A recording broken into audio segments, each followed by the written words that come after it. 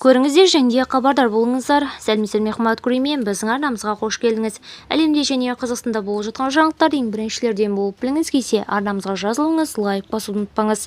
Елімізде дәрі-дәрмектер арзандайды. 2024 жылы сыбайлас жемқорлыққа қарсы іс-қимыл агенттігі дәрілік заттар мен медицина бұйымдарын сараптау ұлттық орталығының қызметіндегі сыбайлас жемқорлық тәуекелдеріне сыртқы талдау жүргізді. Бұған дейін ұйымның жүргізген талдау сатып алу құнының негізсіз артуымен байланысты елеулі тәуекелдер анықтаған болатын. Белгілі болғандай мәселелер тікелей қызметпен байланысты.